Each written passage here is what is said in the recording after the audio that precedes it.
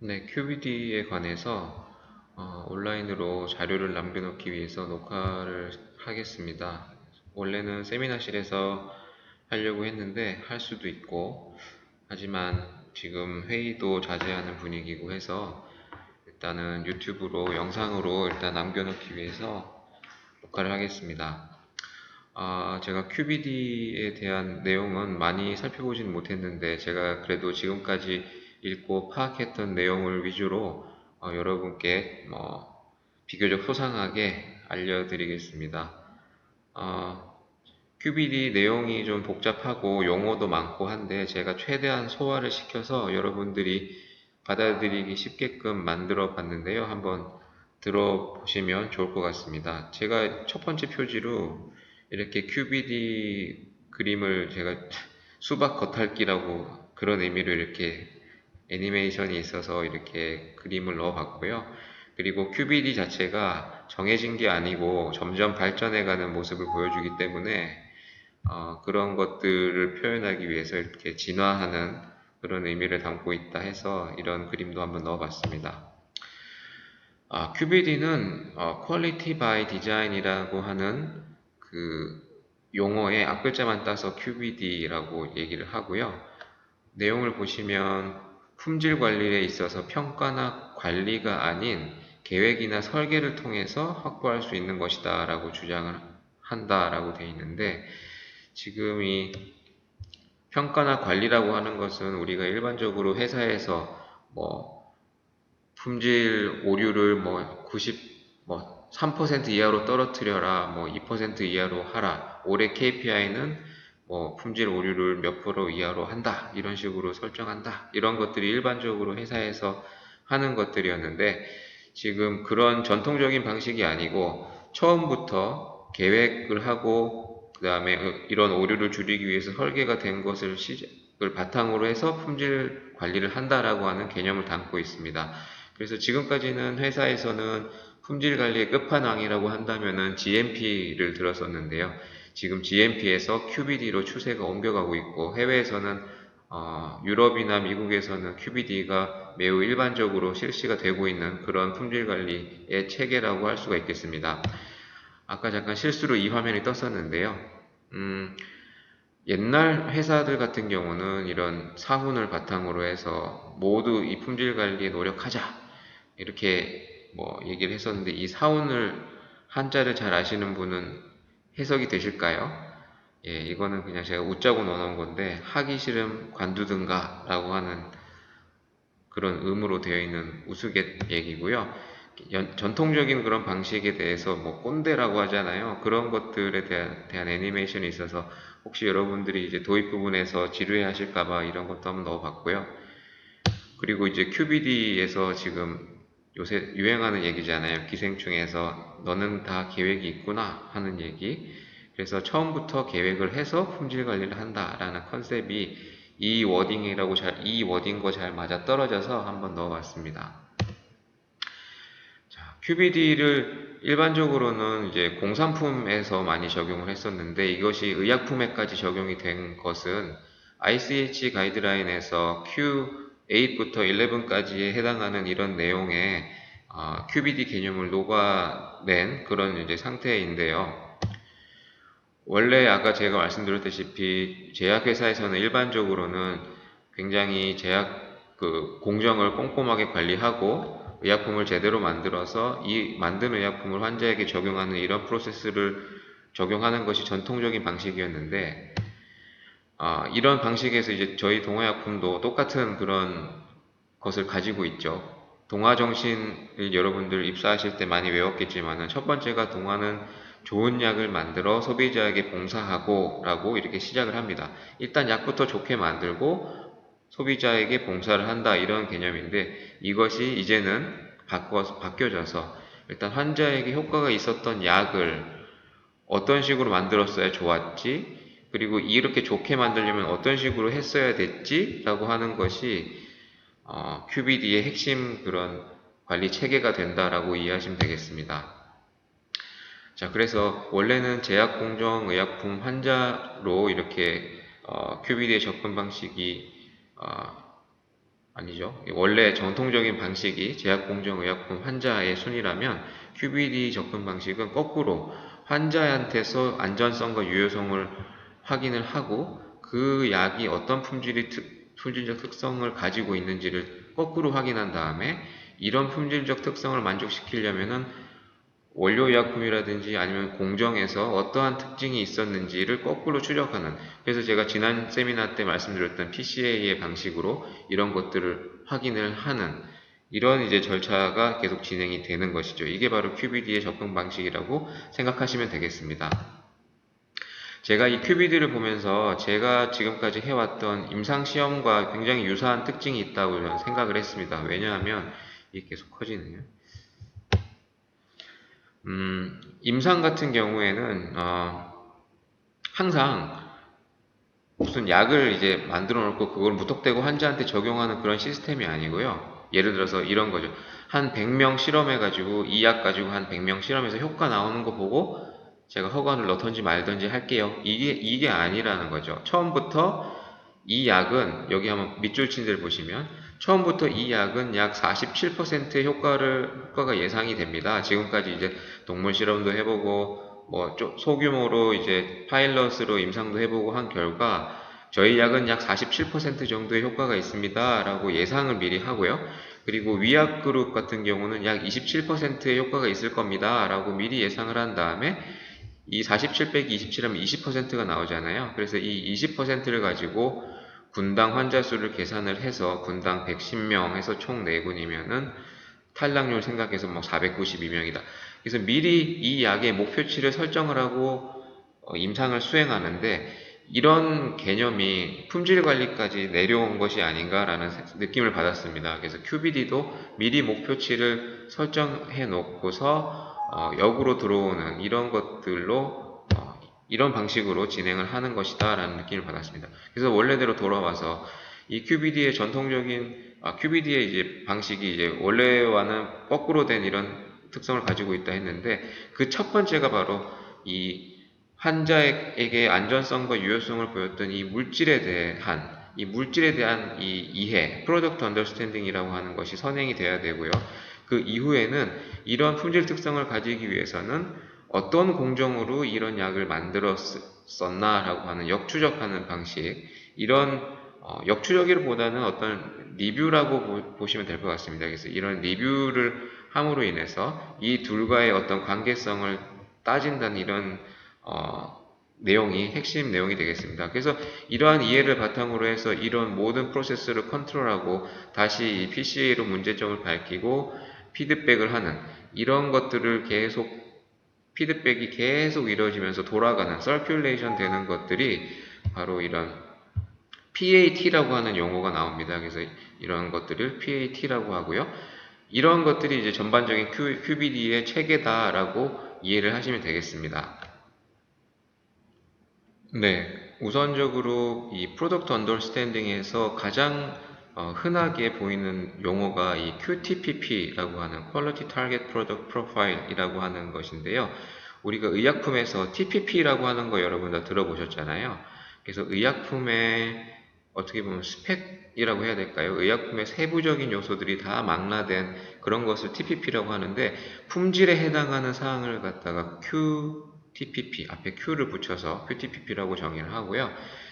그리고 QA라고 하는 것이 나오는데 이 QA라고 하는 것은 이런 품질의 특성이 어떤 요소에서 발생을 한다. 이런 것 때문에 이런 품질이 가능하다라고 하는 이런 연관성을 가지는 요소를 QA라고 하는데 이 QA 중에서도 이 critical이라고 하는 앞에 C가 붙은 CQA라고 하는 것이 있습니다. 그래서 이런 핵심적인 품질 특성이라는 용어가 CQA인데 이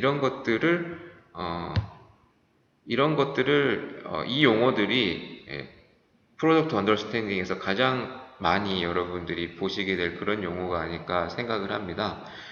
그래서 이 QTPP는 무엇이고 CQA는 무엇이고 라는 것이 이제 다음 장에 계속 이제 나오게 되니까요. 한번 잘 보시고요.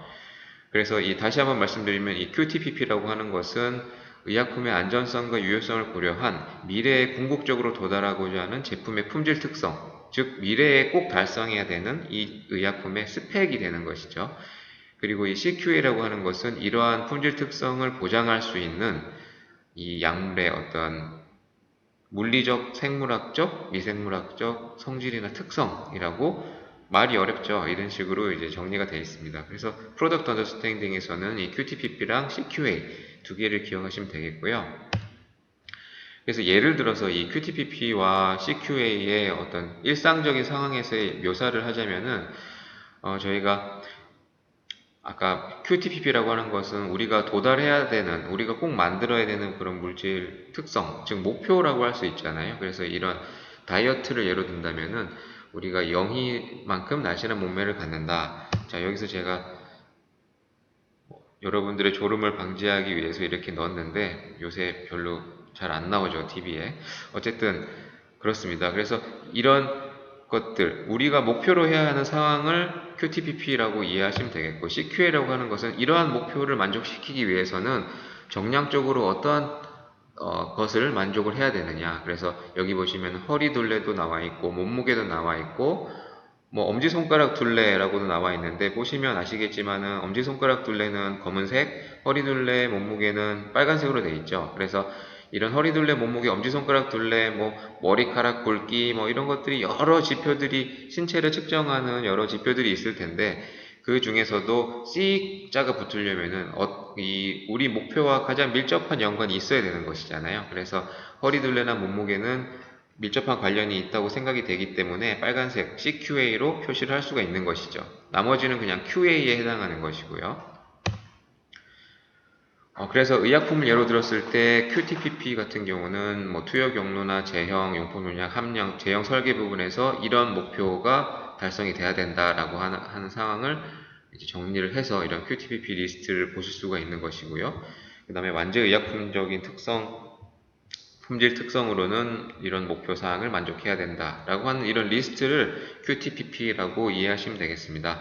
그러면 이런 QTPP를 만족하기 위해서는 우리가 CQA로 어떤 것들이 필요하느냐라고 하는 것이 주로 이런 이제 의약품의 품질 특성 중에서도 가장 중요한 것이 이런 함량이나 순도 부분에 해당하기 때문에 이런 것에 영향을 주는 주요한 특성들이 바로 CQA에 해당한다라고 이해하시면 되겠습니다.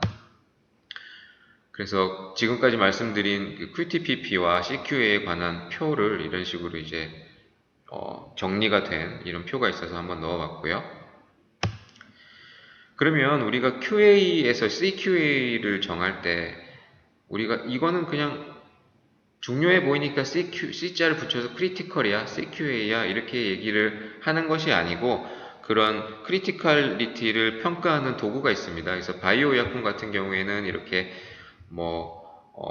효과나 PK/PD, 이뮤노제니시티, 세이프티 이런 것들을 점수를 각각 내서 계산하는 이런 방식이 있다고 소개가 되어 있고요. 나머지 이제 우리가 크리티컬리티를 이제 결정하는 일반적인 경구 의약품에 대해서는 제가 뒷장에 이제 디자인 오브 익스페리먼트를 설명할 때 설명을 드리겠습니다.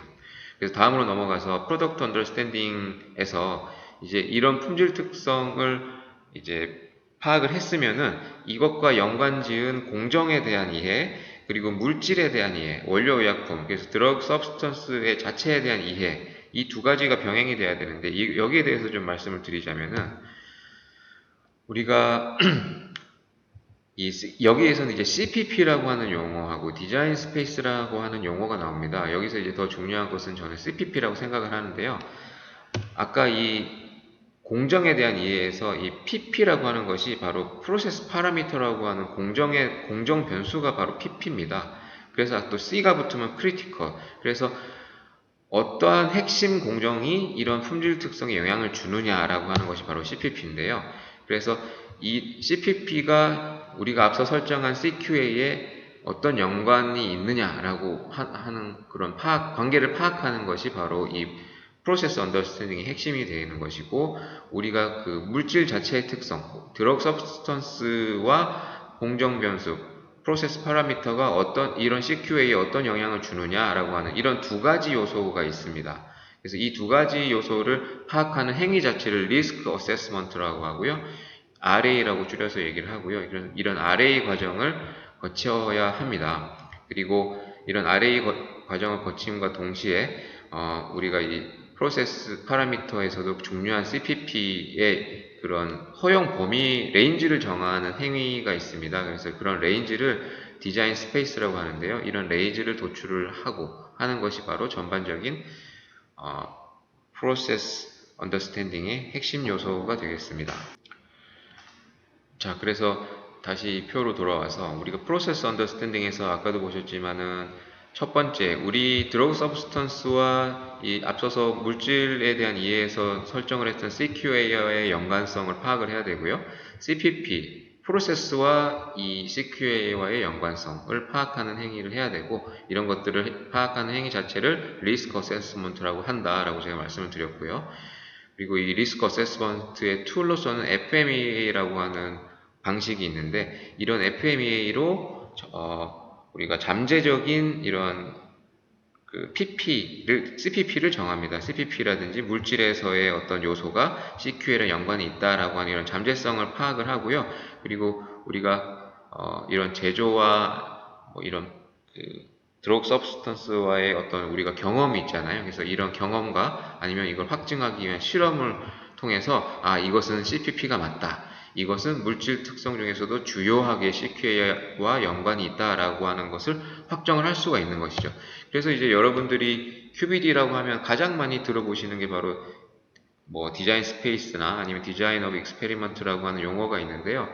그거에 대해서 이제 어디에 적용하느냐라고 하는 것이 궁금하실 수도 있는데, 바로 이 디자인 오브 익스페리먼트는 이런 물질 특성과 그 PP가 CQA와 연관성이 있을 때 어떤 것이 크리티컬 하냐라고 하는 것을 파악을 할 때, 그리고 그런 파악된 결과를 바탕으로 요 정도에서 요 정도는 허용해도 되겠다, 이렇게 허용을 해도 최종적으로 환자에게 안전성과 유효성을 얻는 데는 무리가 없다라고 하는 것을 이제 밝히는 행위가 바로 디자인 오브 익스페리먼트를 통해서 가능한 것이다 라고 이해하시면 되겠습니다. 그래서 크리티컬리티를 정하거나 평가하거나 아니면 이 디자인 스페이스를 정하거나 하는데 이 DOE가 디자인 오브 익스페리먼트가 쓰인다라고 이해하시면 되겠습니다.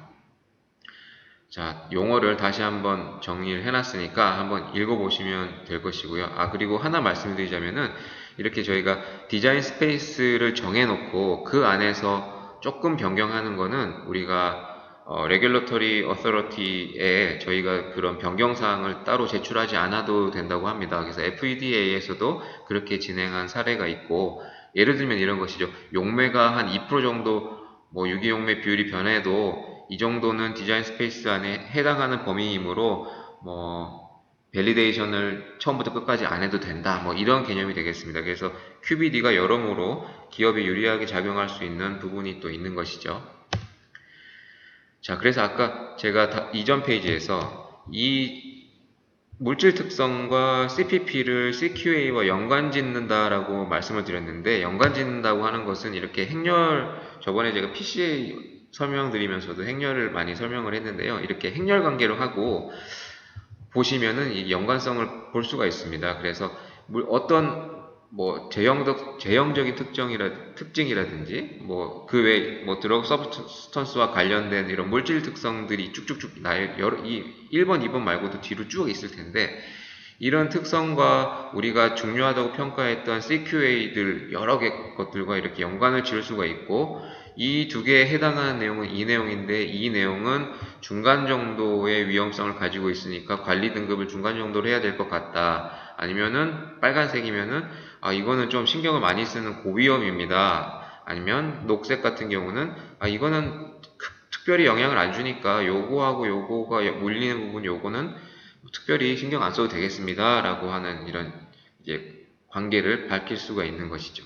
그리고 QBD의 목적은 이 노란색과 빨간색을 전부 다 초록색으로 바꾸는 게 목적입니다. 그래서 일단 예를 들어서 설명하기 위해서 제가 일단 물질 특성과 이런 프로세스적인 특성 두 개 중에서 일단 먼저 물질과 CQA와 그 연관을 지어서 실험을 했던 그런 사례를 한번 보여드리겠습니다.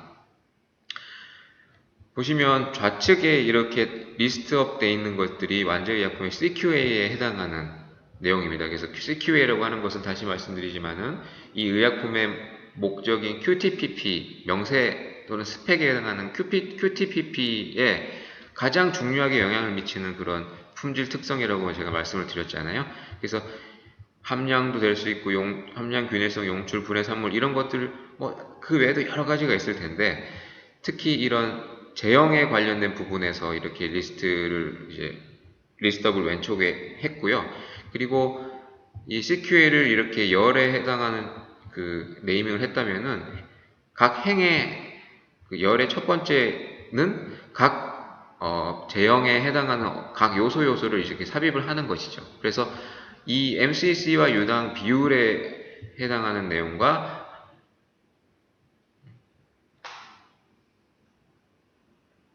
죄송합니다. 이 확대를 했어요. 이 부분을. 그래서 확대를 해서 중간위험, 고위험, 용출과 MCC 유당 비율은 무슨 중간위험, 분해 산물과 MCC 유당 비율은 저위험 이런 식으로 되어 있는데요. 이 부분 중에서도 함량과 함량 균일성만을 따로 떼서 왜 이렇게 중간위험, 고위험으로 설정했는지 그 이유를 적어 놓고 있습니다. 그래서 이 이유를 적는 데 있어서는 이 각 프로세스와 아니면 이 제형에 대한 담당자들이 모두 다 모여서 이것을 설정한다고 해요. 그래서 혼자 이런 걸 정하는 게 아니고 여기에 연관된 모든 사람들이 모여서 회의를 통해서 이 내용을 결정한다고 합니다. 그래서 이렇게 확대를 해서 각 파트를 이렇게 정한 다음에요. 우리가 아까 말씀드렸던 그 DOE를 한다 그랬잖아요. 그래서 DOE를 해서 이렇게 실험을 설계를 하고 이렇게 실험을 설계한 이후에 각 실험을 한 다음에 디자인 스페이스를 구하고 이 디자인 스페이스를 확인한 다음에 방금 그 말씀드린 MCC와 유당 비율은 함량 및 함량 균일성에서 일반적으로 이런 상황에서는 이렇기 때문에 위험하지 않다고 실험 결과 나왔습니다. 이렇게 판단이 되면은 경험에 의해서는 이게 뭐 중간 위험, 고위험이었지만 실제로 실험을 해봤더니 그렇게 위험하지 않다라고 바뀌는 것이죠. 그리고 디자인 스페이스를 딱 설계를 하면은 이쪽 그 스페이스 안에 딱 그 범위 안에 들어가게 우리가 만들 수 있으면 저위험으로 바뀔 수 있는 것이죠. 그래서 아까는 전부 다 빨간색들 막 이런 것들이 많았잖아요. 보시면 이렇게 막 노란색, 빨간색 뭐 이런 것들이 많았는데 이것들이 다 결론적으로 실험을 통해서 저위험으로 바뀌는 이런 과정을 보실 수가 있습니다. 그래서 QBD의 요지는 이런 식으로 디자인 익스페리먼트를 하고 실험을 해서 디자인 스페이싱을 하고 그 범위 안에 우리가 맞출 수 있다는 걸 입증하고 또 안 되는 게 있으면 지속적으로 이런 것들을 파악을 해서 결국은 초록색으로 저위험으로 바꿔가는 일련의 과정. 그래서 제가 첫 번째 페이지에서 이런 과정들이 진화를 한다 그랬잖아요. QBD라고 하는 것은 딱 정해진 것이 아니고 계속 진화해 간다는 것이 그런 의미에서 제가 말씀을 드린 것입니다. 다음으로 이 프로세스 파라미터와 관련된 CQA와 관련된 것은 어떤 식으로 하는지를 보시면 똑같습니다. 똑같이 이제 하는데요.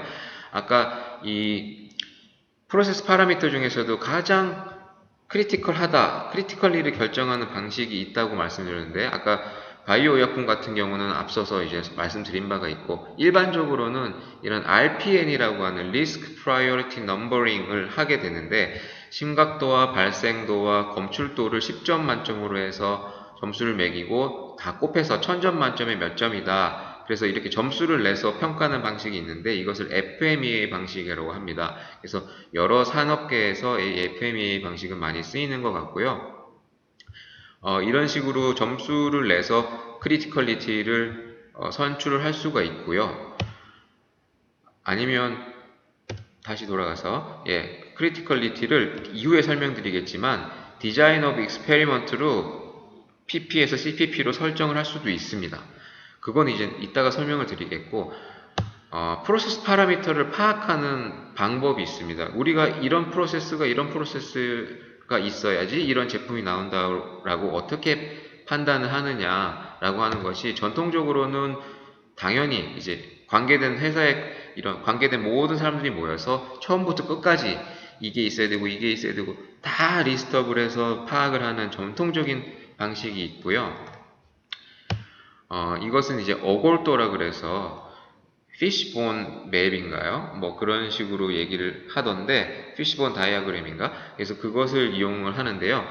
아까 프로세스 맵과는 다르게 이 CQA CQA를 이쪽 목표 지점으로 삼고 이 CQA에 관련된 어떤 그 요소들 중에서 어떤 요소들이 어떤 프로세스들이 이런 CQA에 관계가 있느냐라고 하는 파악을 하는 그런 피시본 맵 피시본 다이어그램이라고 하는 방식이 있습니다. 그래서 아까 이것보다는 이 어골도가 조금 더 심플하고 더 확실하게 이제 PP를 파악할 수 있는 방식이다라고 이해를 하시면 되겠고, 그래서 예를 들어서 한번 보여드리면은 아까 그 MA, 그래서 드럭 서브스턴스에서 CQA와 연관짓고 그걸 실험을 통해서 다시 초록색으로 변경하는 과정을 보여드렸는데, 이것은 이제 공정에서 생산 공정에서 어떤 공정이 CQA와 연관이 있고 그것을 이제 고위험에서 저위험으로 바꿔가는 과정을 이제 보여드릴 텐데,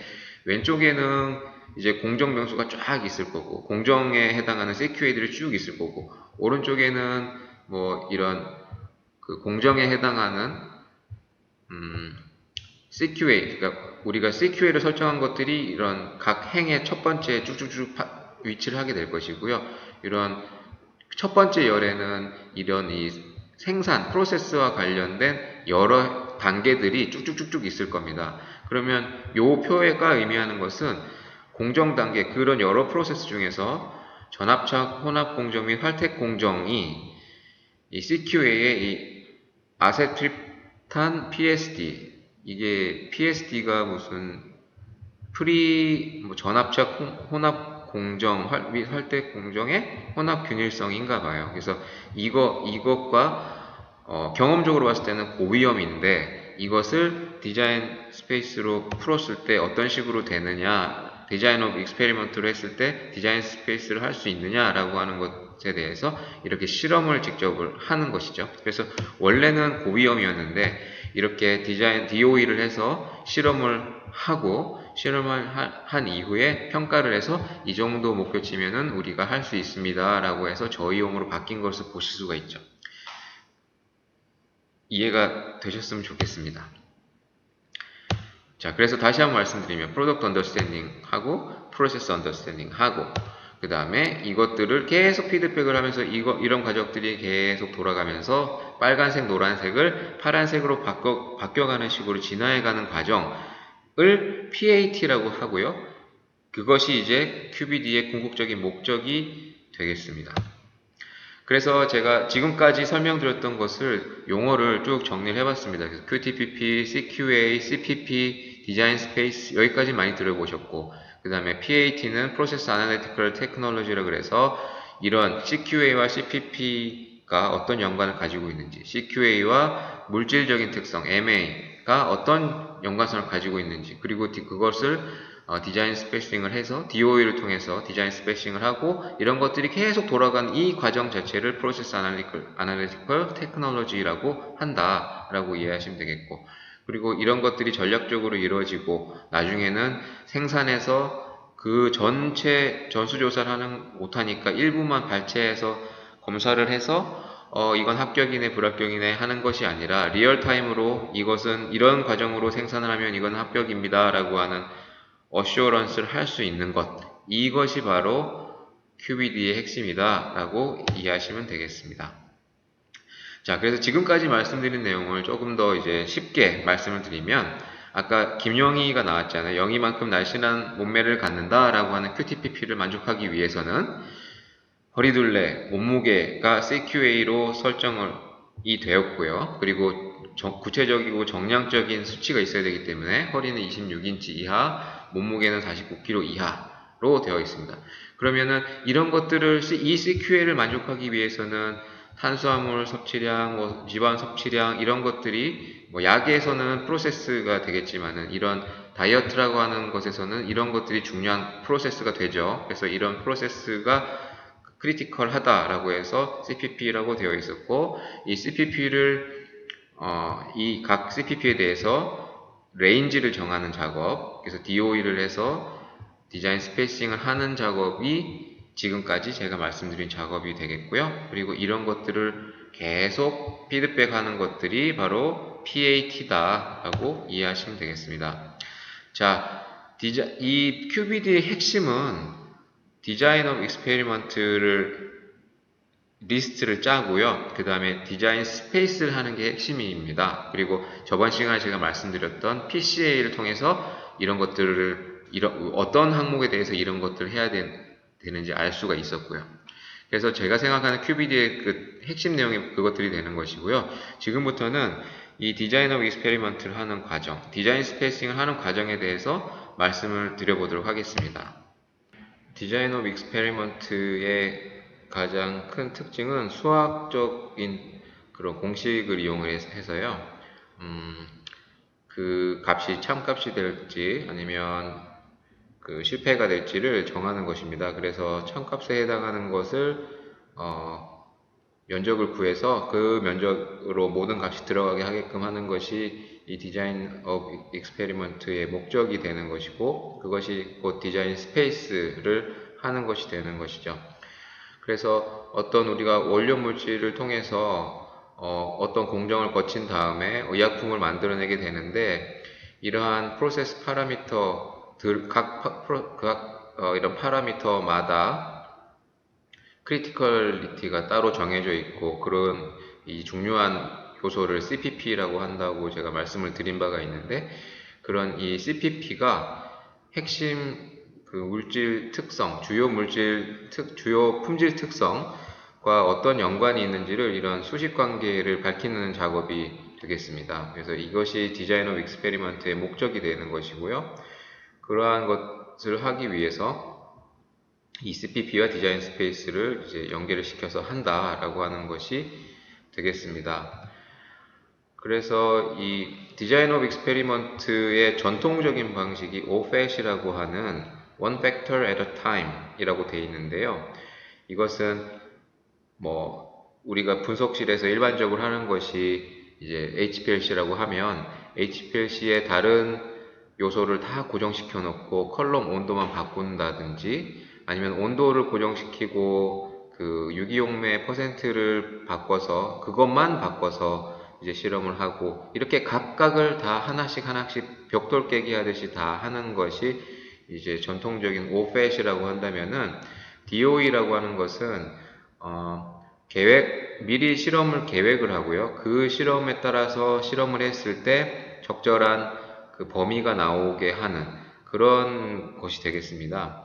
그래서 우리가 실험의 그런 몇 가지 종류가 있는데, 실험을 얼마나 세세하게 하느냐에 따라서 이 정밀도가 결정이 되게 되고, 정밀도에 대해서 보시면은 정밀도가 제일 낮은 것, 해상도가 낮다라고 하는 것이 이제 부분 요인 설계, 그리고 부분 요인 설계 중에서도 해상도가 저해상도, 고해상도로 나눠지고, 그 다음에 완전 요인 설계, 반응 표면 설계, 이렇게 일반적으로는 3개 종류 정도로 기술이 됩니다. 자, 그런데 우리가 부분 요인 설계라고 하면 제가 예를 들어 설명을 드리면, 뭐 최근에 이제 뭐 분양도 넣고 뭐 이런 식으로 얘기가 많이 돌다 보니까 집에 대해서 한번 설명을 드려볼게요. 어떤 모델하우스가 있는데, 요새는 온라인으로 모델하우스를 많이 보잖아요. 그런데 우리가 모델하우스에서 옵션을 바꿔서 적용을 해본다고 가정을 했을 때, 예를 들어서 뭐 벽지 색깔, 그 다음에 뭐 주방의 어떤 요소 하나, 뭐 그리고 등기구를 바꿀 수 있는 옵션, 이렇게 3가지 옵션이 있다고 쳐요. 그러면 이것을 그 변인 또는 요인이라고 하고요.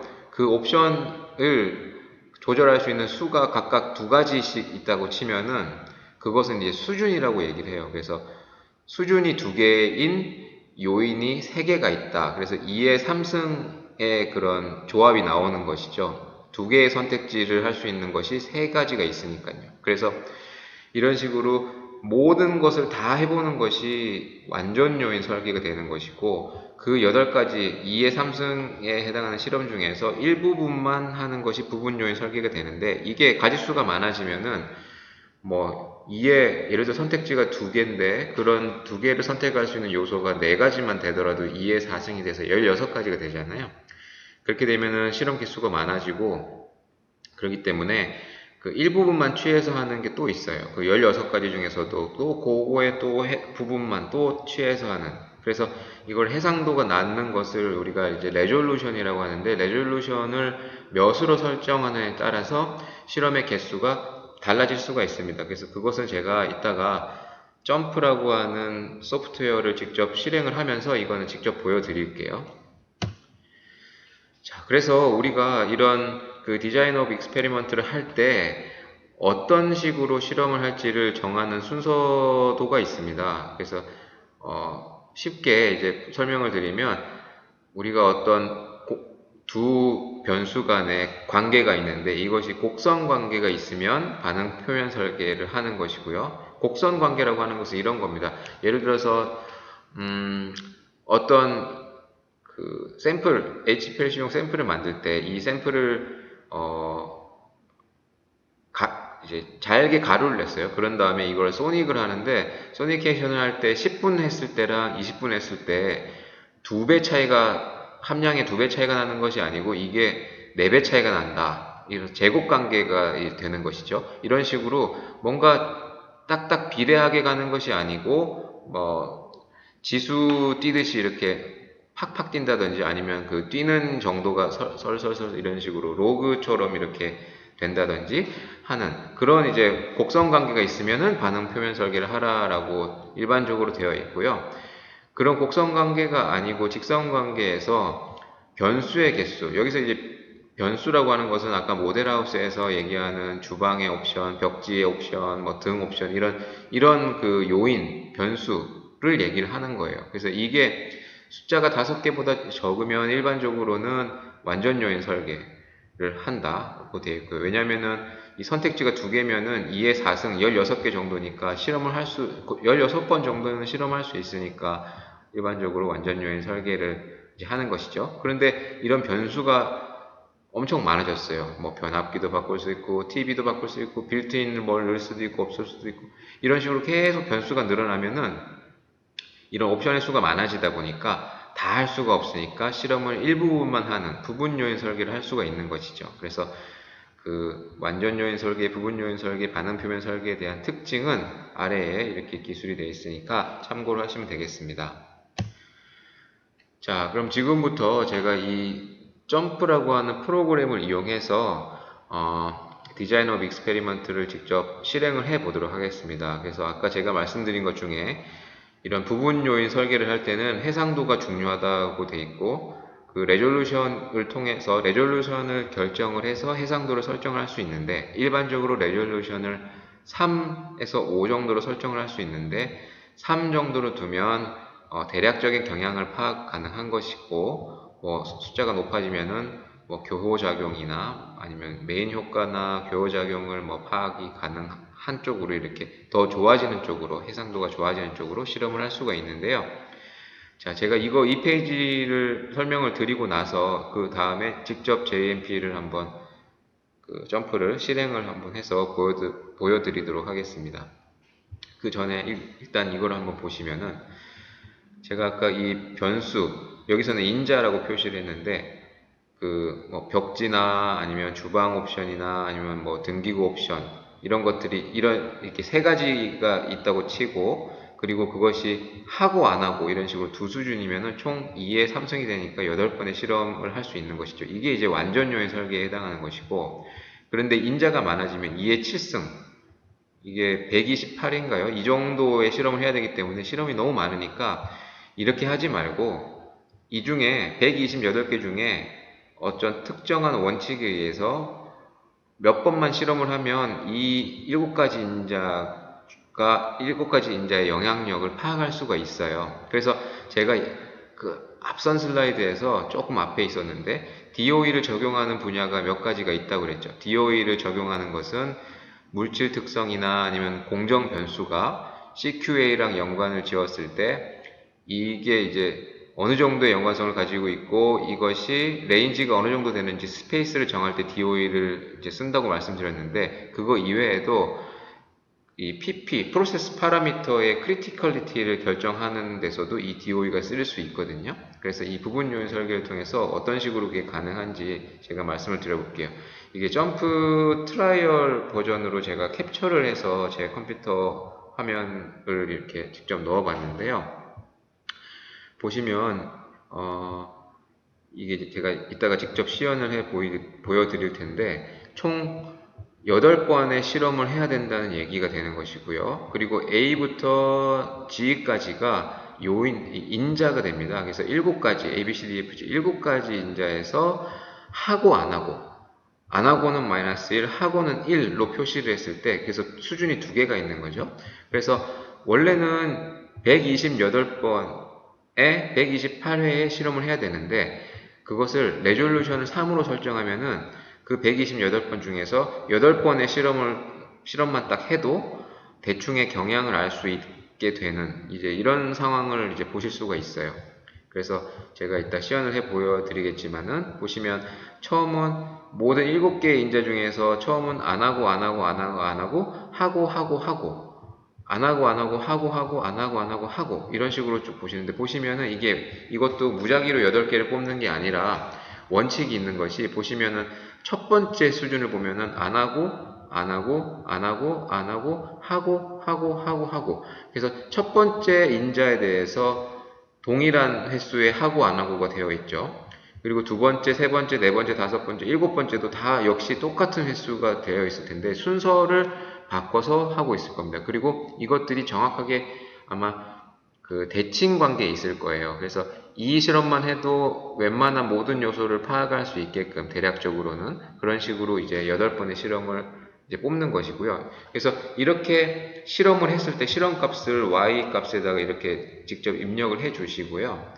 그 다음에 이 모형을 통해서 살펴봤을 때 뭐 FBDA가 유의하게 그래서 일반적으로는 p-value가 0.05보다 작은 것이 이제 유의하게 의미가 있다라고 하는 것이죠. 그래서 F 변수, F 인자라고 되어 있으니까 F 인자, B 인자, D 인자, A 인자가 이 전체적인 Y의 값에 전체적으로 영향을 준다라고 판별을 할 수가 있는 것이고요.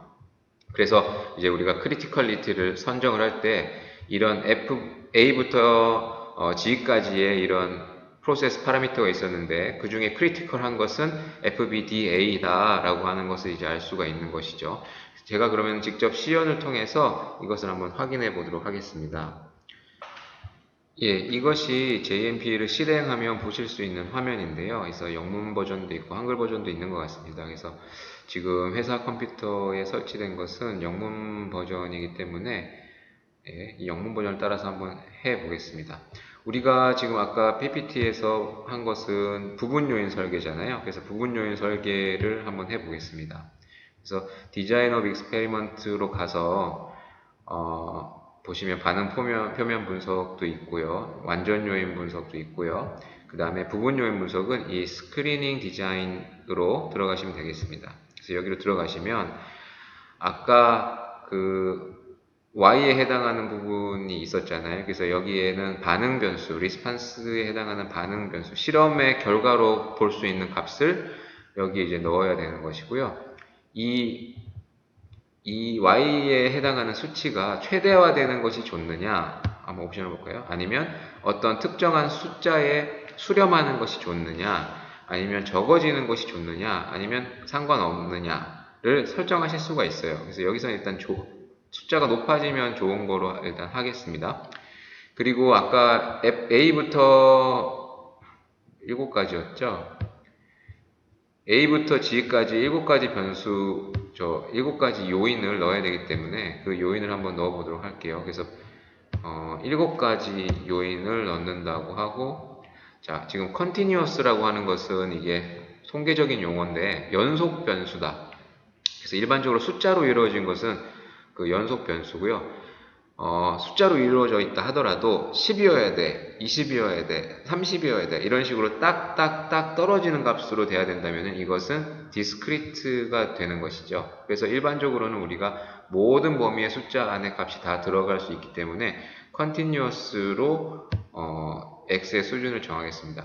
우리가 아까 여기 PPT에서는 A부터 G까지도 돼 있었는데 이름을 바꿀 수가 있어요. 그래서 뭐 A 뭐 이런 식으로 해서 넣을 수가 있는데 여기서는 그냥 원래 돼 있는 대로 x1으로 해서 그냥 해보겠습니다. 그래서 continuous고요. 자, 여기 value는 그 온도, 만약에 x1이 온도라고 하면은 온도고 그 실험에서 그 온도를 설정했을 때 25도에서 40도면은 여기를 25, 여기를 뭐 40 이렇게 둘 수 있습니다. 그런데 여기서는 일단 상황을 보기 위한 것이기 때문에 뭐 온오프 개념에 마이너스 1, 플러스 1 정도로만 이렇게 두고 한번 만들어 볼게요. 이렇게 해서 숫자 입력이 끝났으면 continue를 누릅니다. 그러면 이런 디자인 중에 하나를 택한다라고 하는 것을 선택을 하고요. 보시면 그 우리가 부분 요인 분석하고 있잖아요. 그래서 그 중에 아까 레졸루션 말씀드렸는데 레졸루션을 여기 보실 수가 있어요. 그래서 2의 7승 128까지의 설계를 할 수가 있고 보시면 최대 숫자가 128이죠. 그 중에서도 여러 이제 옵션에 따라서 우리가 선택을 할 수 있는데 지금 부분 요인 설계를 하기 때문에 8개만으로 볼 수 있는 메인 이펙트만 볼 수 있다라고 되어 있는데요. 다른 설계 방식도 있고 일단은 이것을 선택을 해서 컨티뉴를 해보겠습니다. 컨티뉴를 하면 보시면 위에 거는 이제 변함이 없고요. 여기서는 이제 그 8개를 선택하는 그런 알고리즘에 대해서 건드릴 수가 있는데 이 알고리즘은 그냥 건드리지 않는 걸로 하고 그 다음에 이제 실험 순서는 보통은 랜덤으로 하면 워낙 뒤죽박죽이 되기 때문에 보기 좋게 좌에서 우로 하고요. 그 다음에 이것은 중점인데 모든 실험 값의 중간 값을 반복적으로 실험을 해서 센터를 잡아주는 이런 역할을 하는데 일반적으로 뭐 4회 이상 한다고 되어 있습니다. 근데 일단 여러분들한테 지금 시연을 하고 있는 중이라서 0으로 하고 테이블을 만들어 보겠습니다. 자, 이렇게 테이블을 만들면 아까 보셨던 그런 디자인이 이렇게 나올 수가 있는 거죠. 그래서 우리가 총 8번의 실험을 하는데 7개의 요인, 뭐 HPLC 같으면은 뭐 온도, 플로우 레이트, 또 뭐가 있을까요? 연속적인 변수가. 컬럼은 서로 종류가 달라지기 때문에 연속 변수가 아니라서 여기에 넣을 수가 없는 것이고요. 유기용매 퍼센트, 뭐 그거는 1% 단위로 계속 변하는 것이니까 들어갈 수가 있는 거죠. 뭐 이런 것들 7개를 이제 넣을 수가 있는 것이죠. 지금 제가 이제 말씀드리고 있는 것은 AQBD에 해당하는 것인데 어쨌든 그런 거를 이제 말씀드리는 이유는 개념이 비슷하기 때문에 그런 것이고요. 그래서 이렇게 실험을 하고 나면 결과값이 나오겠죠. 그래서 그 결과값을 넣어주시면 됩니다. 그래서 결과값을 넣는데 시간이 걸리기 때문에 제가 미리 그것을 저장을 해놨어요. 그걸 불러오면은 이렇습니다. 예, 그래서 결과값을 제가 쭉 넣어놨고요. 그래서 이거에 대해서 결과를 보려면 모델에서 run 스크립트를 실행을 합니다. 그러면 이런 것 저희들이 이제 옵션이 나오는데 그냥 그대로 두고 일단 run을 한번 진행해 보겠습니다. 자, run을 하면은 몇 가지를 보실 수가 있는데 이제 summary of fit이라고 해서 이 8개 실험이 전체적인 이 Y의 영향력을 설명하는 데 있어서 어느 정도의 효과를 가지고 있느냐를 한눈에 보여주기 쉽게 하는 것입니다. 우리가 그 분석팀에서 하는 것들 중에 검량성 끌 때 뭐 R제곱값 하잖아요. 그거하고 유사하다고 생각하시면 됩니다. 그래서 이건 1이니까 설명력이 이제 완벽해. 8개 실험으로 완벽하게 난 커버를 할 수 있어 라고 하는 이런 조금 이제 이런 일은 잘 없는데 어쨌든 1이 나왔고요. 보시면은 이 밑에서 보시는 게 이제 6번째 변수, 2번째 변수, 4번째 변수, 첫 번째는 아니구나. 그래서 여기 p-value 보시죠? p-value가 이제 0.05보다 작은 것이 x6, x2, x4 이렇게 세 가지가 됩니다. 이렇게 이 세 가지가 y의 값을 최대화하는데 영향이 있다라고 이제 여러분들이 판단하시면 되는 것이죠.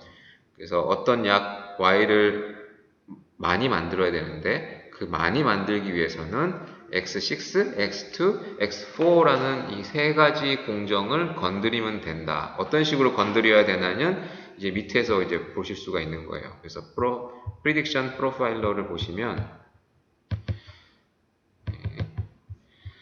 자, X1부터 X7까지의 그 Y에 대한 영향력을 보실 수가 있는데, 자, X2하고 X4, 그리고 X6가 눈에 띄죠? 그래서 이게 무슨 의미냐면, X2는 값이 커지면 Y 값도 커진다. X4도 마찬가지, X6도 마찬가지예요. 그래서 이것들은 다 X2, 4, 6 같은 경우는 값이 커지면 Y 값이 커지게 작용을 하는데, 기울기를 한번 보실까요? 기울기를 한번 보시면, S6가 X2나 4보다 조금 더 급하게 경사가 되어 있죠. 그래서 이 의미는 X6가 가장 메인 이펙트라고 생각할 수가 있는 거죠. X6를 같은 값이면 X6를 변화시키는 것이 Y의 그 수치를 최대화 시킬 수 있다라고 하는 것을 알 수가 있습니다.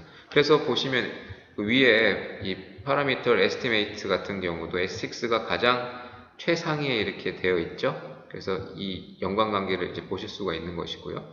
그 다음이 X2가 이제 그 다음에 기울기가 좀 더 경사도가 있고, 그 다음에 X4인 것을 보실 수가 있죠. 그래서 X6, X2, X4의 순서로 영향력이 있다 정도를 파악하실 수가 있는 것입니다.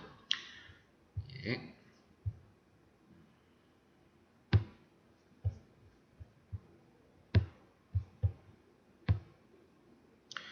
그래서 이제 돌아와서 지금 이 장면을 제가 이제 시연해 보여드린 것을 이제 알 수가 있고요. 다음 페이지로 한번 넘어가 보겠습니다. 자, 완전 요인 설계다라고 하는 것이 있는데, 아까 저 부분 요인 설계는 총 이제 128회의 실험 중에서 8번을 선택을 해서 실험을 하는 그런 사례를 보여드린 것이고, 이게 3인자 2수준일 경우에는 총 8번의 실험만으로 이제 8번밖에 할 수가 없는 것이잖아요.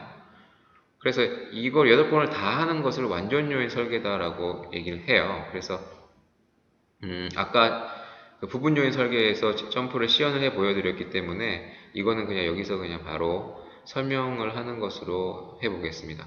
그래서 그 완전 요인 설계, 풀 팩토리얼 디자인으로 DOE에서 그걸 선택해서 들어가서 Y 변수를 CQA라고 할게요. 그래서 CQA라고 하고 최대화, 맥시마이즈로 선택을 하고요.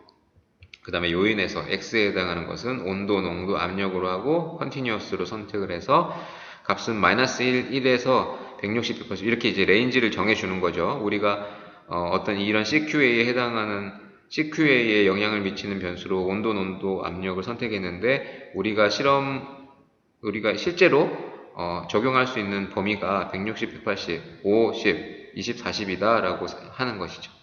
그래서 순서를 놓고서 이제 엔터를 치면은 이런 식으로 정렬이 딱 되고, 그래서 총 8번의 실험이 풀 팩토리얼 디자인이 되고 각각의 실험이 이제 나와 있는 것에 따라서 그대로 실험을 하시고 결과치를 여기다 넣는 것이죠. 그런 다음에 여기 모형, 모델에서 옵션을 런을 하시면은 이런 이제 결과치를 보실 수가 있는 것입니다. 그래서 여기서 보시면은 아까 저 부분 요인 설계에서는 대략적인 주 효과를 파악 가능하다라고만 되어 있잖아요.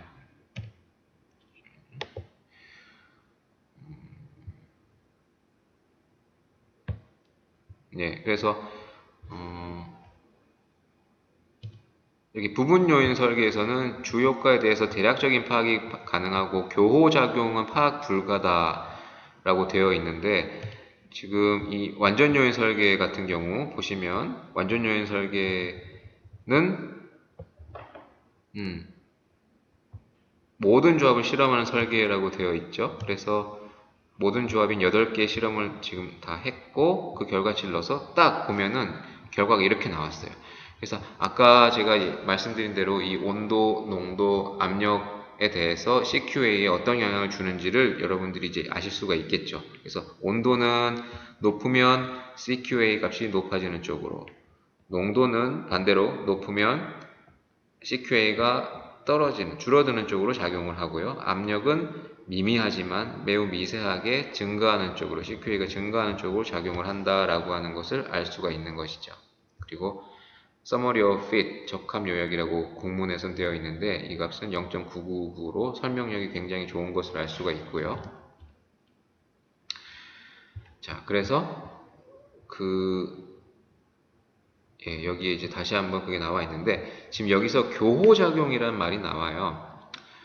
교호작용이라고 하는 것이 이게 통계 용어인데 좀 한글로 바꾸려다 보니까 조금 이게 이해가 안 되는 측면이 있는데, 영어로 하면은 인터랙션이라고 합니다. 인터랙션은 인터라고 하면은 어디 시스템 안에 있는 것을 인터라고 하잖아요. 그 개 안에 존재하는 개죠, 개, 여의. 그래서 개 안에 존재하는 요소들이 서로 상호 관계를 맺는 것이죠. 그래서 이 교호작용에 대해서 일단 설명을 드리고 이게 어떤 것을 의미하는지를 좀 간략하게 살펴보도록 할게요. 자, 교호작용이라고 하는 것은 이런 겁니다. 어떤 수율을 얻기 위해서 실험을 했는데 총 추출을 해서 1시간에서도 끊고 5시간에서 끊었어요. 그래서 그 얘기는 무엇이냐면은 시간에 따라서 수율이 어떻게 변화하는지 알 수 있는 설계인데, 조건을 옵션을 2개를 뒀어요. 온도 40도에서도 하고 20도에서도 동일한 실험을 한 겁니다. 그런데 결과를 보시면 온도가 20도일 때는 시간이 길어지면 길어질수록 수율이 감소하고, 온도가 40도일 때는 시간이 길어지면 수율이 증가하는 이런 현상을 보실 수가 있죠. 그래서 이때 만약에요, 가정을 해서 온도랑 시간이 아무 관련이 없었으면 이 그래프가 어떻게 됐을까요? 예를 들어서 온도가 20도하고 40도일 때 온도가 영향을 준다면 당연히 이 수율 자체의 스타트 포인트가 달라지겠죠. 똑같이 1시간 동안 추출을 했다 하더라도 일반적으로 온도가 높으면 수율이 높잖아요. 그래서 여기는 여기 찍히고 20도일 땐 여기 찍히는 게 맞을 거예요. 그런데 이 시간에 따라서 시간이 이 수율에 아무 영향을 끼치지 않는다면은 이 정도가 그대로 유지되겠죠. 그래서 온도가 40도인 상황과 20도인 상황이 평행하게 이렇게 유지가 될 거예요. 시간이 아무런 영향이 없다면요. 이렇게. 그래서 이것을 조금 더 상세하게 말씀을 드리면, 교호작용에 대해서 이렇게 정리된 표가 있어요. 그래서 교호작용에 대해서 좀 말씀을 드릴게요. 보시면은 GFR이라고 해서 이거 사구체 여과율인데, 사구체 여과율이 시간에 따라서 어떤 영향을 받는지를 이제 설명해 놓은 거예요. 그래서 시간이 가면은 이 농도가 일정하다. 그래서 이거는 무슨 의미를 뜻하고 있냐면, 시간이 농도의 변화에 아무런 영향을 안 주는 거예요. 다만 GFR이 60 이상이냐 60 60 초과냐 아니면 60 이하이냐에 따라서 영향을 받는다는 거죠. 그래서 시간은 이 농도에 아무런 영향을 못 주고 GFR의 수준만 이렇게 갭을 발생시키는 것이죠. 그래서 그런 그래프인데, 요거 같은 경우는 시간이 가면 GFR이 농도가 올라가는 이런 상황을 이제 설명하고 있는 것인데, 이런 보시면 시간에 대해서 이것이 아무런 효과가 없다라고 하는 것을 알 수가 있는 것이고요. 그리고 GFR이 이렇게 서로 차이가 날 때 보시면 이게 평행하게 이동하고 있잖아요. 여기서도 2개가 평행하고 이렇게 평행하잖아요. 이것은 시간하고 GFR 사이에는 아무런 연관이 없는 거예요. 이해가 되십니까? 이거 같은 경우도 만약에 시간이 농도의 어떤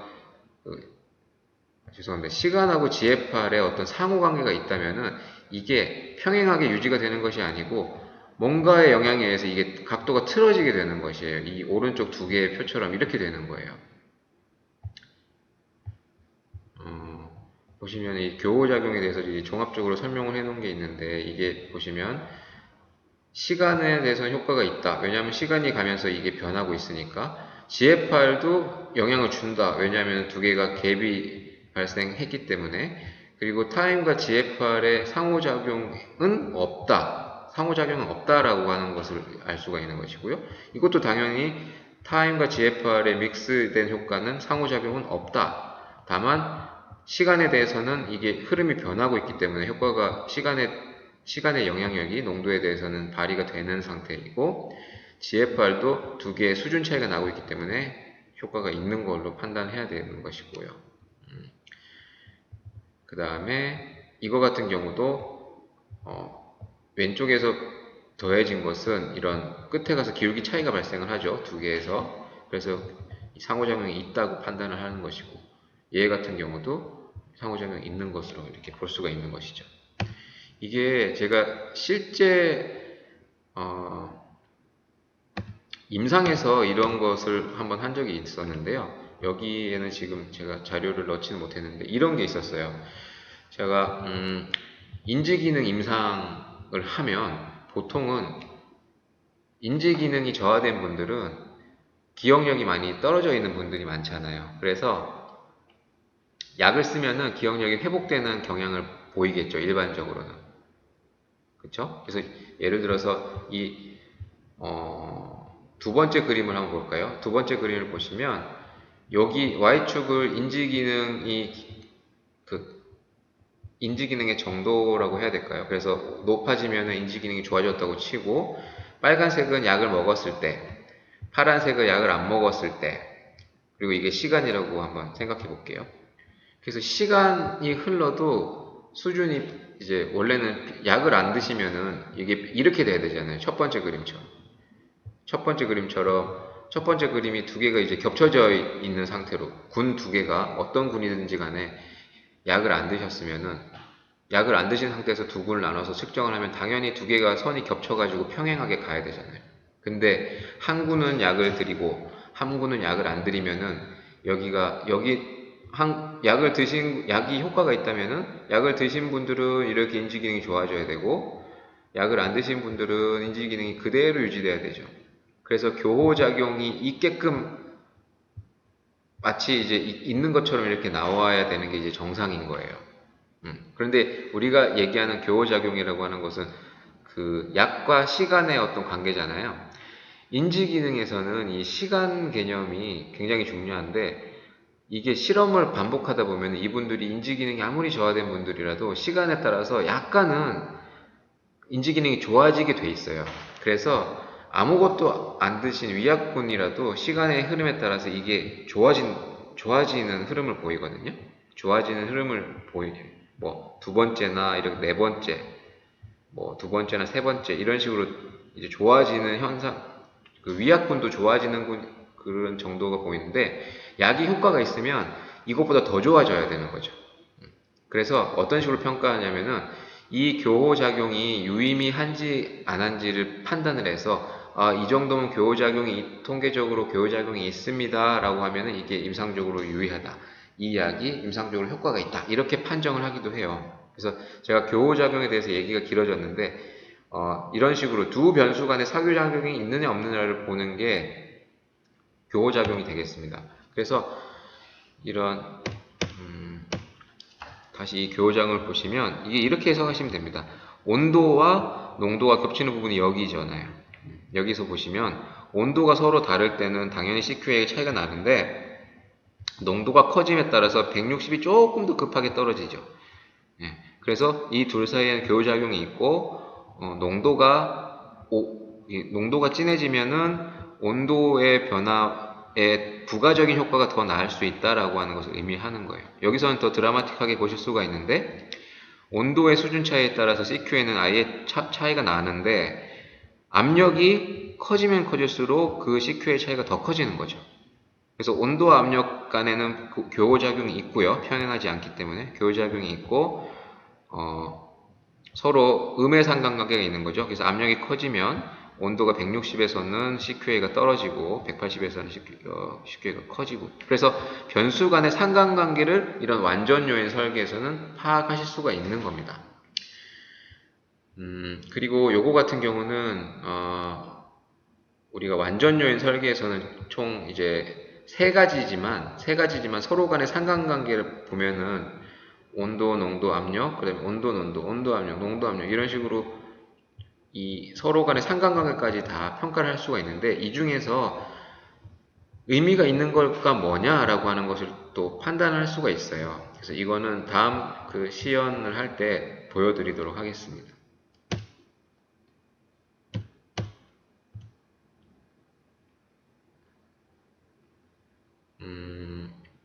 그래서 이 온도와 농도와 압력에 대해서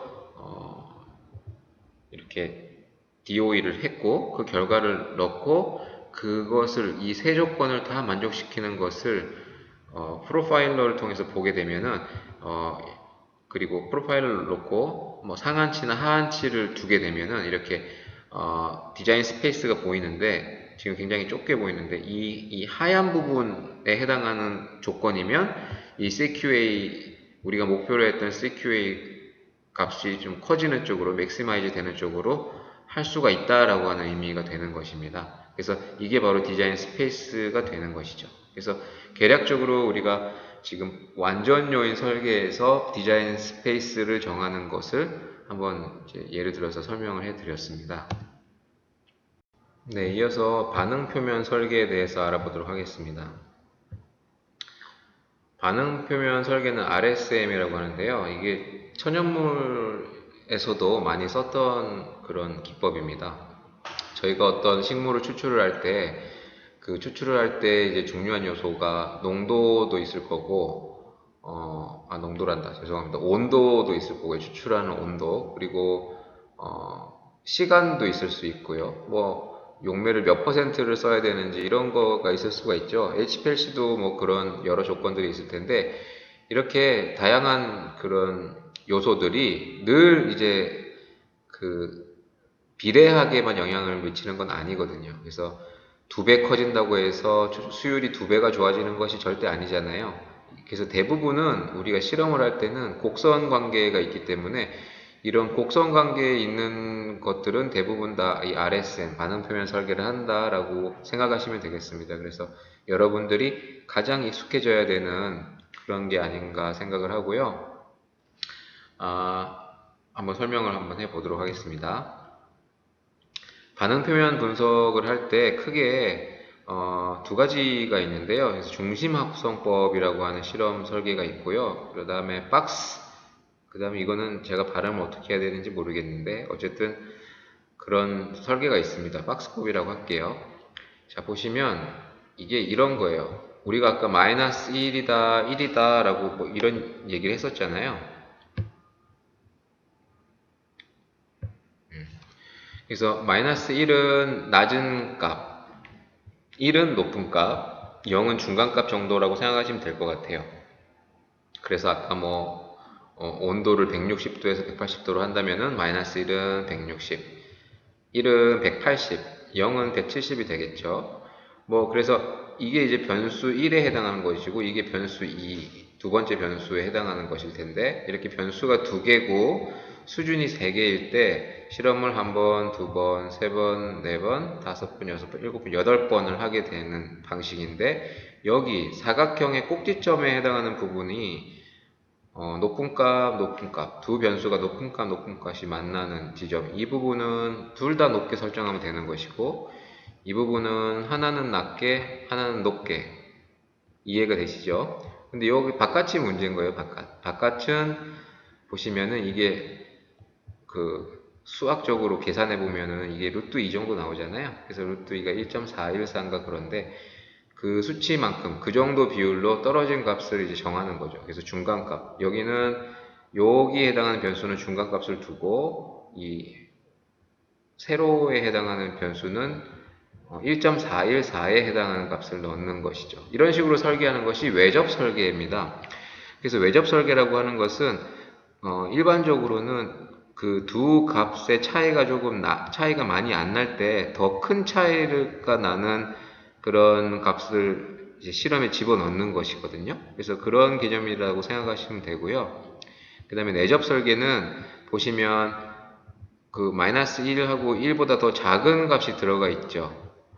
예, 그래서 이것은 어떤 범위만큼보다 더 크게 값을 벌려서 실험하기가 어려울 때 그때는 내접 설계를 하면은 그 범위 안의 값들로만 이제 실험을 할 수가 있는 것이죠. 그래서 이거는 내접 설계를 그럴 때는 이제 하시면 되고 그 다음에 표면 중심 설계라고 하는 것은 그 변수 자체의 중간값들과 극단에 해당하는 그 그러니까 제일 저점과 최고점에 해당하는 값의 조합과 중간값에 해당하는 조합으로만 설계하는 것이 표면 중심 설계가 되겠습니다. 그 다음에 이제 박스법 같은 경우는 다 이제 중심만 하는 거예요. 모든 값의 중심만. 그리고 제일 마지막에는 이 각 면의 중심. 이건 이제 변수가 3개인 거죠. 여기 왼쪽 위에 해당하는 이 지금 CCD 중심합성법 지금 보여드린 이 얘는 그 요인, 그 변수가 2개일 때 지금 말씀드린 거고, 요거는 3개일 때예요. 3개일 때 각각 다 중점들에 해당하는 것만. 중점, 두 개는 중점이고 하나는 안 하고 막 이런 식으로 어쨌든 설계를 하는 건데, 이 박스법 같은 경우는 극단에 치우친 값은 실험하지가 않잖아요. 최저점과 최고점 실험하지 않기 때문에 조금 마일드한 조건으로 실험을 할 수 있다는 그런 장점이 있습니다. 지금 한번 그래서 여기서 예제가 나와 있는데 보시면 CQ의 영향을 CPP로는 이제 교반 속도, 반응 온도, 농도를 설정을 했고요.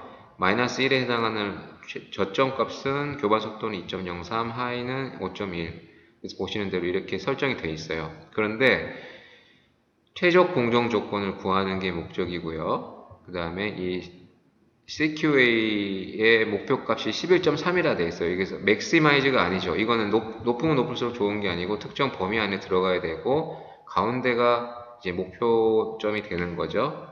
자, 이랬을 때 어떤 식으로 이제 할 수가 있느냐를 한번 살펴보도록 하겠습니다. 그래서 제가 이따가 직접 해서 보여드릴 텐데 보시면 뭐 이런 식으로 되어 있는데 이거 제가 직접 하면서 한번 보여드릴게요. 제가 미리 넣어놨는데요. 예, 이런 식으로 이제 테이블이 이제 꾸려지는데 이거를 직접 어떤 식으로 만드는지를 보여드려야 되겠죠. 자, 우리가 반응 표면 분석을 해야 되잖아요. 그래서 DOE에 반응 표면 분석으로 갑니다.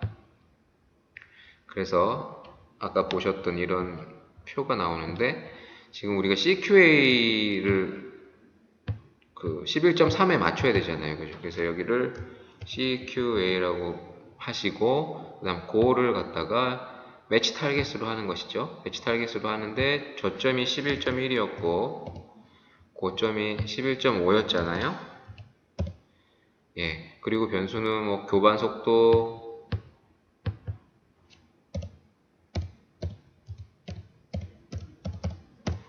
아이고, 옆에 있었으면 이제 얘기를 해주셨을 텐데, 교반 속도, 예, 이렇게 해서 하면 됩니다. 근데 지금 변수가 3개였으니까 하나를 더 더한다고 해서 이렇게 넣으시면 되고요. 다 연속적인 값이기 때문에 이렇게 하시고, 그 다음에 아까 교반 속도가 뭐였나요? 2.03에서 5.21. 이렇게 이제 해주시면 되는 거예요. 2.03에서 5.21. 그리고 차례차례 해주시면 됩니다. 예.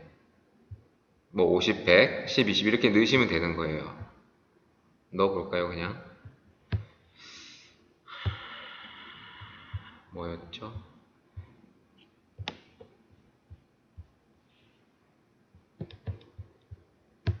50, 100, 10, 20.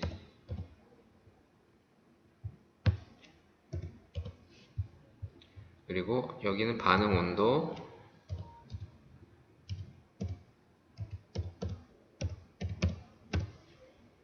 그리고 여기는 농도.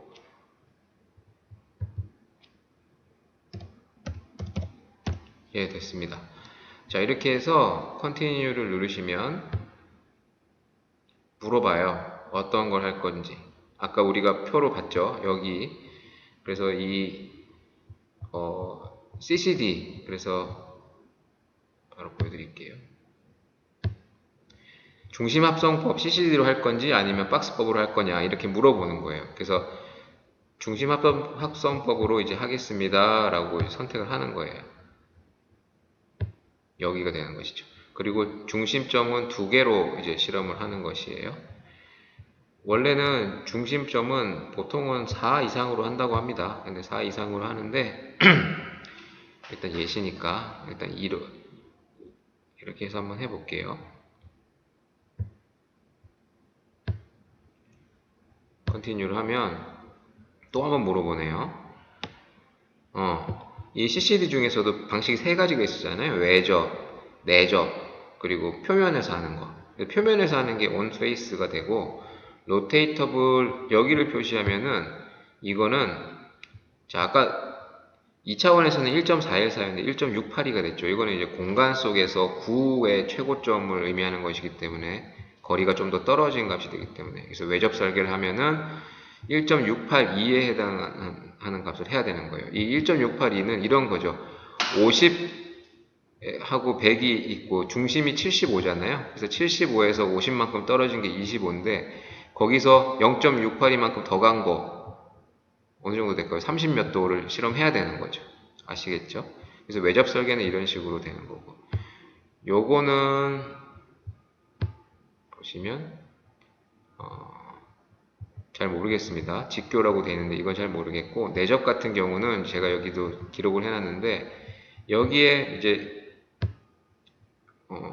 로테이터블로 외접으로 하고 인스크라이브를 체크를 하시면 이게 내접이 된다 그래요. 네. 그래서 이렇게 체크를 하시면 내접이 되는 것이고 그렇습니다. 그리고 중점을 6개로 뒀네요. 예, 역시 4 이상으로 둔 것을 알 수가 있습니다. 그래서 여기서 중점의 개수를 6을 둡니다. 6을 두고 그 다음에 우리는 그냥 외접으로 실험하겠다고 이제 한 거예요. 그렇게 해서 메이크 테이블을 하는데 이제 랜덤으로 하면은 실험 순서 보기가 좀 안 좋으니까 레프트 라이트로 한번 만들어 보겠습니다. 자 이렇게 되면 이렇게 이제 값이 보이는 것이죠. 근데 영 보기가 안 좋네요. 이거 말고 다른 방식으로 한번 만들어 볼게요. 레프트 라이트 말고 라이트 투 레프트 해볼게요. 이것도 보기가 안 좋네요. 처음부터 뭐가 패턴에 다 마이너스가 나오는 걸 바라는데 keep the same으로 한번 해보겠습니다. 예, 이렇게 하면 제가 원하는 마이너스부터 플러스까지 이렇게 순차적으로 나오고 이렇게 표가 만들어진 것을 보실 수가 있죠. 그래서 이 조건대로 여러분들은 실험을 하시면 되는 거예요. 이 조건대로 실험하시면 되는 거고 보시면 다 마이너스거나 한 군데만 플러스 그렇게 된 게 3개가 있죠. 여기 5번에도 그 다음에 두 군데가 플러스인 거가 있고 다 플러스인 거가 있고 그 다음에 또 이렇게 돼 있는데 이 실험에 대해서 제가 여기다 이렇게 적어 놨어요. 예, 지금 이제 우리가 CCD 중심합성 설계를 하고 있고 반응 표면 분석 중에서도 중심합성법 그리고 외접을 했잖아요. 그래서 이게 변수가 3개이기 때문에 이렇게 정육면체로 3차원 공간으로 이렇게 나오는 것이고요. 그 다음에 9의 최중심점 부분에 해당하는 1.6 몇몇몇몇에 해당하는 것이 이 값에 해당하는 것이고 보시면 여기에 지금 처음에 8개는 이 각 꼭지점에 해당하는 내용이에요. 이 꼭지점이 의미하는 것이 그거잖아요. 각 변수별로 제일 작은 값, 제일 큰 값을 서로 짬뽕을 해서 조합을 한 거. 이렇게 8가지가 나오는 것이죠. 예. 그래서 상한치, 하한치에 해당하는 옵션, 상하 2개의 옵션이 그 변수가 3개니까 2의 8승에서 8개가 되는 것이죠. 그래서 이 꼭지점에 해당한다라고 하는 내용이고, 그 다음에 이 6개 축점이다라고 하는 것은, 축점은 보시면 아시겠지만은, 이 파란색에 해당하는 점인데요. 이 면의 중점이라고 보시면 될 것 같아요. 면의 중점에서 구의 표면으로, 여기에 이제 이 정육면체를 감싸는 구가 있다 생각하시고 거기에 이 면에서의 한가운데서 구에 딱 만나는 점 여기도 마찬가지 그래서 육면체니까 6개가 있는 거예요. 그래서 이게 축점에 해당하는 것이고 그 다음에 이 사각형의 한가운데 중심점인데 우리가 중심점은 6번 하기로 했잖아요. 그래서 6번의 중심점을 반복 실험하는 구조로 되어 있습니다.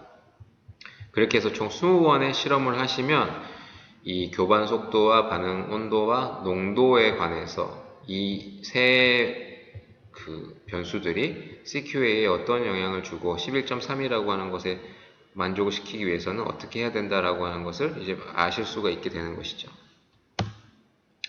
그렇게 해서 이제 제가 값을 이제 넣어서 이 모형 모델에서 딱 보시면은 이렇게 결과치가 뜨는 것이죠. 결과치가 떠서 R제곱 값은 0.89. 그래서 보통은 이 반응 표현 분석에서는 0.9 정도면은 상당히 우수한 거라고 해요. 보통은 p-value가 0.05니까 0.95 정도는 돼야 되는 거 아니냐라고 생각하실 수 있는데 이런 반응 표현 분석에서 0.9 정도면 상당히 설명력이 좋은 거로 생각을 한다고 합니다. 그래서 Summary of Fit에서 R제곱 값을 확인할 수가 있고, 그래서 이거는 믿을만 하구나 라고 하는 걸 알 수가 있고요.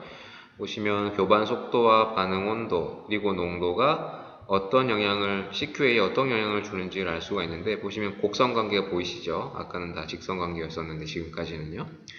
교반 속도가 빨라지면 CQA에서는 안 좋은 쪽으로 이렇게 떨어지고, 반응 온도는 떨어졌다가 다시 올라가는 형태, 농도는 이제 올라가다가 세츄레이션 되는 형태로 이제 되어 있는데, 농도가 이제 더 커지면 어떻게 될지 모르겠어요. 이게 떨어질지는 모르겠지만 어쨌든 이 범위 안에서는 그렇게 나왔습니다.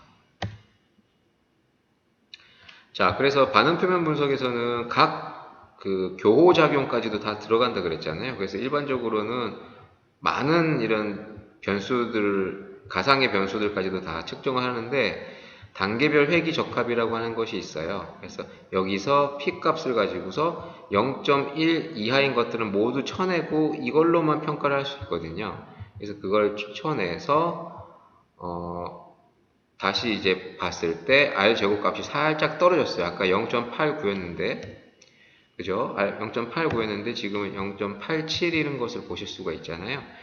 뭐 조금 몇 개를 쳐냈기 때문에 떨어졌긴 했지만, 그래도 영향력이 큰 거 위주로만 보고 이렇게 이제 확인을 할 수 있는 것이죠. 그래서 옵티멀한 값은 교반 속도는 4.29, 반응 온도는 50.0, 농도는 19.7일 때 CQA가 11.3이 나온다 라고 되어 있습니다. 아시겠나요? 그래서 우리가 11.3을 만족하기 위해서는 요게 이제 가장 이상치라고 이제 생각하시면 되는 것이고, 디자인 스페이스를 봐야 되잖아요. 그래서 이렇게 디자인 오브 익스페리먼트를 통해서 실험을 하고 결과값을 통해서 옵티멀한 값을 잡고, 그 범위 11.1과 11.5에 들어가기 위해서는 어떤 식으로 돼야 되느냐, 바로 이런 식으로 돼야 된다라고 하는 흰색 부분을 이제 표시를 할 수 있는 것이고, 요 흰색 부분의 교반 속도하고 농도, 요 이제 x하고 y를 서로 바꿀 수가 있거든요. 그래서 서로 바꿔가면서 각각의 변수에 대한 값을 이제 알 수가 있고, 디자인 스페이스를 알 수가 있는 것이죠. 그래서 이 교반 속도와 반응 온도, 농도의 그 범위를 서로 컴바인해서 알 수가 있게 되는 것입니다. 그래서 이게 디자인 스페이스가 되는 것이고, 이런 식으로 이제 디자인 스페이스를 알 수가 있는 것이죠. 그래서 이것은 곡선 관계에 있을 때는 이 정도가 다 되지만, 직선 관계에 있을 때는 여기를 직선으로 끊어 먹을 때 요 안에 들어가는 거, 여기가 디자인 스페이스가 된다라고 하는 것을 이제 설명을 할 수 있는 거고, 지금까지가 바로 프로세스 언더스탠딩이었어요. 자, 프로세스 언더스탠딩 다음에는 뭘 해야 됩니까? 이런 것들을 반복하면서 프로세스 컨트롤을 하고 피드백을 하면서 점점 많은 항목에 대해서 디자인 스페이스를 확보를 함으로써 이 CQA와 CPP 또는 CQA와 MA의 특성들의 위험도를 떨어뜨리는 쪽으로 계속 진화해 나가는 것이죠. 이것이 바로 QBD가 되겠습니다. 그래서 반응 표면 분석에 대해서 일단 이 DOE를 해서 우리가 표를 만들었잖아요. 그래서 여기에 쭉쭉 값을 넣어야 되는데 제가 이것도 미리 입력을 해 놨어요.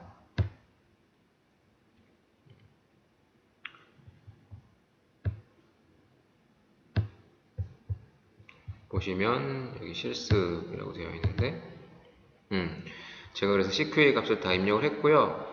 이거를 이제 모델링을 해보는 거예요. 그래서 런 스크립트를 해보면 아까 말씀드린 것을 다 볼 수가 있는데, 예, 이거는 이제 안 보이던 게 보이는데, 아까 0.89 이제 보셨죠? 0.89가 설명력이 좋다라고 하는 걸 알 수가 있고, 이제 핵심적으로 그 값에 영향을 미치는 것이 교반 속도와 농도의 인터랙션, 농도, 단독, 그리고 반응 온도의 제곱 변수가 이렇게 영향을 줄 수 있다. 이게 커지면 커지는 쪽으로 작용한다는 의미고요. 예, 교반 속도 단독은 마이너스적인 CQ에 위배되는 CQA 값이 낮아지는 쪽으로 작용한다. 이렇게 이제 볼 수가 있고, 이제 프리딕션 프로파일러는 아까 보셨죠? 요거가 이제 나타내 있습니다. 그래서 이런 전반적인 내용을 확인할 수가 있고, 그 옵티멀한 값에 대해서는 어떻게 보시냐면,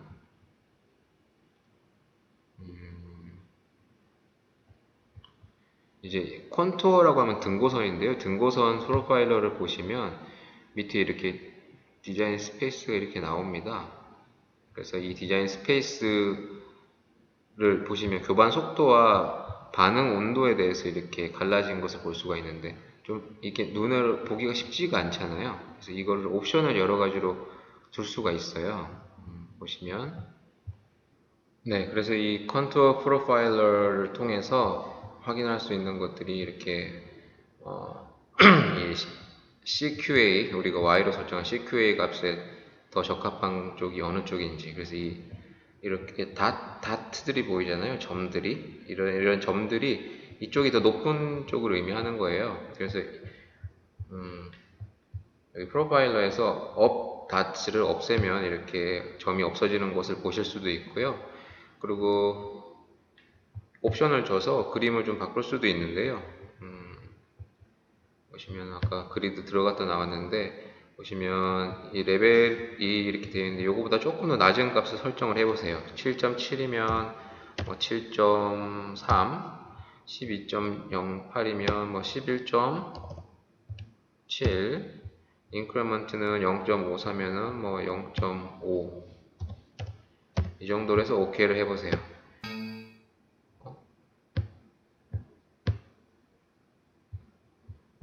잠시만요. 뭔가 착오가 있나 봅니다.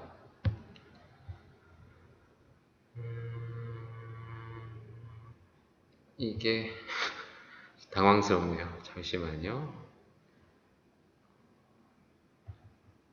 제가 너무 작은 값을 쳤나봐요. 7.5 하이 밸류를 12, 인크리먼트를 0.5로 한번 해볼게요. 네, 그렇게 눈에 보이는 이런 범위가 조금 더 세분화돼서 이렇게 나타날 수가 있고요. 그리고 여기에 리미트를 두시면 색깔을 확인할 수가 있어요. 지금 현재 current y가 10.48이니까 이것을 10.48보다 조금 낮은 값이 뭐가 있을까요? 10.4로 해볼까요? 이렇게 리미트를 두면은 요 왼쪽이 더 적합한 값이다. 이 분홍색이 리미트를 벗어나는 값이다. 이렇게 알 수가 있는 거죠. 그래서 요 교차 지점, 그래서 교반 속도와 반응 온도의 교차 지점이 지금 여러분들이 확인할 수 있는 이런 값이고요. 여기 값이 변하는 게 보이시나요? 그래서 여기가 바로 디자인 스페이스가 되는 겁니다. 교반 속도와 반응 온도의 디자인 스페이스가 되는 것이죠. 그리고 뭐 좀 더 입체적으로 보시고 싶다 하시면 우리가 변수가 3개였잖아요. 지금 현재는 2개의 교반 속도와 반응 온도에 대해서 위에서 지금 이 내려다보고 있는 이 화면만 왼쪽에 보이는데, 3차원적으로 보시고 싶다고 하시면은 여기 팩터 프로파일링에서 서페이스 프로파일러가 있는데, 이걸 선택하시기 전에 일단 우리가 실측치가 있잖아요. 그리고 predicted formula라고 하는 거, 이게 지금 제가 만들어 놓은 건데, 이게 어떻게 하냐면은 그래프에서 서페이스 플로, 잠깐만요.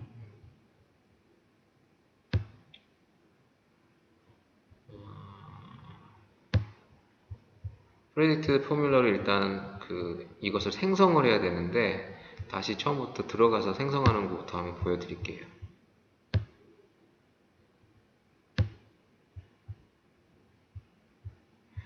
다시 처음으로 들어가겠습니다. 자, 우리가 여기까지만 나와 있었단 말이에요. 그죠? 그런데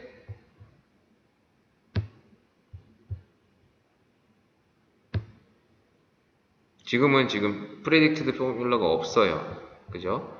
이제 이걸 생성을 하고 3차원으로 이제 값을 보는데, 생성하는 법을 한번 살펴보겠습니다. 자, 여기까지 다 하실 줄 아시죠? 그래서 런을 해서 이렇게 식을 얻어낸단 말이죠. 이렇게 얻어낸 다음에 프리딕티드 포뮬러를 찾으셔야 돼요. 자, 여기 프리딕션 포뮬러라고 하는 탭이 Save Columns 안에 있는데, 여기에서 포뮬러를 누르시면 여기에 값이 생긴 것을 아실 수가 있어요. 그래서 실제로 실험을 해서 우리가 이 식에 의해서 예상되는 값은 11.21이다. 원래 계산 실험치는 11.28인데 우리가 구해낸 RSM에 따르면 우리는 이건 11.21로 나와야 된다라고 하는 것이죠. 실험 예상치가 되는 것인데, 이것을 이용해서 surface plot을 보면, 자, 이것을 이제 컬럼 안에다 집어넣고 보겠습니다. 그러면 3차원적인 이렇게 공간이 도출이 되게 됩니다. 그래서 이것을 잡고서 마우스 왼쪽을 클릭하신 다음에 이렇게 돌려볼 수도 있고요. 그래서 반응 온도와 교반 속도에 따라서 이게 CQA가 어떻게 변하는지 프레딕티드 포뮬러를 이용한 값으로 보면 이렇다라고 하는 것을 알 수가 있고, 이 옵션을 바꾸실 수가 있어요. 그래서 색깔도 바꾸실 수가 있고, 색깔도 바꾸실 수가 있고, 이것을 솔리드한 컬러 말고 컨티뉴어스 그레디언트로 부드럽게 그레디언트를 주실 수도 있고, 아니면 뭐 디스크리트하게 딱딱 떨어지게 이제 보실 수도 있는데, 너무 색깔이 극적으로 변하니까 20개 정도로 이제 하는 걸로 하고, 메쉬, 그러니까 그물 표현도 XY로 하면 조금 더 눈에 이렇게 띄기 쉽게 이렇게 보실 수가 있죠. 그래서 이렇게 해서 반응 표면을 보실 수가 있습니다. 그래서 우리가 교반 속도와 반응 온도로 이렇게 2차원적으로 볼 수도 있는 것이고, 이렇게 돌려서 3차원으로 이렇게 보실 수가 있죠. 그래서 이렇게 해서 3차원적으로 확인하시면 되고요. 그 다음에 우리가 이상치가 뭐냐라고 하는 게 궁금할 수가 있잖아요. 항상. 그래서 그 이상치 같은 경우는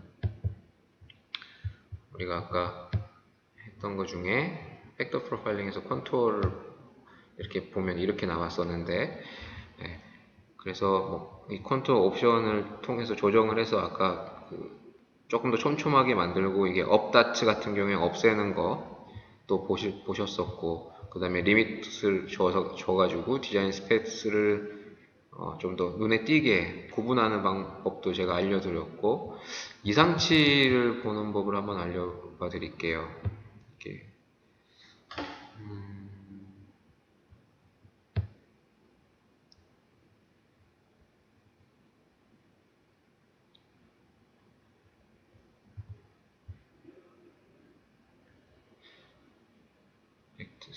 팩터 프로파일링.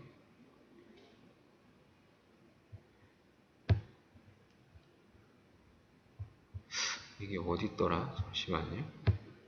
네, 여기 있네요. 프리딕션 프로파일러에서, 자, maximize desirability, 우리가 원하고자 하는 것을 가장 최대화, 극대화할 수 있는 거, 우리가 11.3을 목표치로 뒀잖아요. 그래서 거기하고 가장 이제 이상치로 접근하게 하는 방식이, 아까 그렇게 선택을 해서 눌렀더니 숫자가 바뀌었어요. 이걸 딱 누르니까 여기가 딱 바뀌었거든요. 교반 속도, 반응 온도, 농도가 이렇게 돼야 됩니다.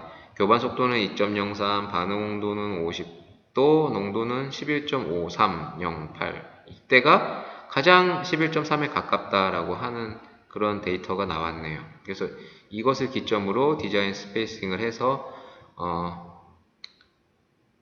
보는 것이죠. 예. 이게 이제 우리가 QBD를 하는 이제 수박 겉핥기의 이제 마지막이 되겠습니다. 예, 이제 마지막인데요. 다시 한번 정리를 하면 어떤 연필 회사가 QBD를 한다고 했을 때 우리가 항상 일단 연필을 만들어 놓고 사람들한테 쓰게 하는 게 아니고, 물론 그렇게 해왔지만, 그런 식으로 해서 데이터가 있지만, 이 QBD의 관점은 정반대라고 하는 것이죠. 일단 고객의 목소리를 듣고 그 고객들의 요구사항을 파악한 다음에, 그래서 우리 연필은 이런 연필이어야 됩니다 라고 품질 목표사항을 정한 다음에 핵심적인 이 품질을 이 품질 목표사항에 도달할 수 있는 핵심적인 요소를 이제 선정을 하는 것이죠. 그래서 글씨가 잘 쓰이는 연필, 손으로 잡고 쓰기에 편한 연필이라는 QTPP의 가장 크리티컬하게 만족하는 QA 같은 CQA는 연필심의 강도, 그립감 같은 것, 이런 것들이 CQA가 되겠고, 그 다음에 이제 이게 의약품 같으면은 지금까지 한 얘기가 환자와 의사와 허가기관이 제약회사의 그런 고객이기 때문에 이 고객의 요구사항에 대해서 QTPP를 작성을 하고, 이 고객의 요구사항이라고 하는 것은 스펙에 맞는 약 아니겠습니까? 그래서 우리 스펙을 잘 파악을 하고, 그래서 이 스펙에 관련된 가장 핵심적인 그런 품질의 핵심 특성, 그래서 CQA라고 하죠. 그것을 파악을 하고, 그 다음에 그 CQA하고 연관이 있는 공정이나 아니면 드러그 서브스턴스, 그 물질, 원료의약품이나 부영제, 그런 물질에 대한 관련성을 파악을 하고, 그렇게 해서 그 위험이 있다고 경험적으로 위험하다고 알려진 거에 대해서는 디자인 스페이싱을 통해서 범위를 설정함으로써 저위험으로 낮추는, 이런 식으로 사이클이 돌아가는 그런 과정을 거치게 된다라고 하시면 되는 것이죠. 그래서 뭐 연필심의 강도 같은 경우는 핵심이 보니까 흑연 가공 공정이 또 중요하고, 모양은 또 어떤 식으로 하는 게 중요하고 하는 것. 그래서 이런 가공하는 공정이라든지 단면을 결정하는 이런 그런 공정이 CPP가 되는 것이죠. 그래서 온도나 이런 직경, 단면 이런 것들을 실험을 통해서 디자인 스페이스를 딱 정해서 요 사이에 들어가면은 이제 공산품 관리 협회 이런 게 있는지 모르겠는데, 거기서 우리 200도에서 만들다가 지금 사정이 있어서 210도로 만들게요 하면은 그거 밸리데이션에서 다시 가져오세요 라고 얘기를 안 한다는 것이죠. 아래쪽에서 이거를 210도면은 우리 디자인 스페이스에 들어가기 때문에 그냥 인정을 해주겠다라고 하는 장점이 있는 것입니다. 그리고 우리가 이런 자료를 가지고 있기 때문에 에러율이 없다, 에러율이 동일하다는 것을 또 증명을 할 수 있는 것이죠.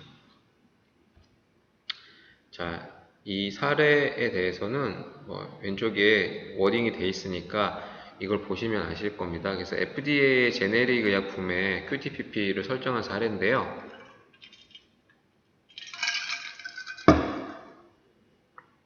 보시면 품질 목표 사항과 목표가 정확하게 나와 있고 설정 근거가 기입이 되어 있습니다.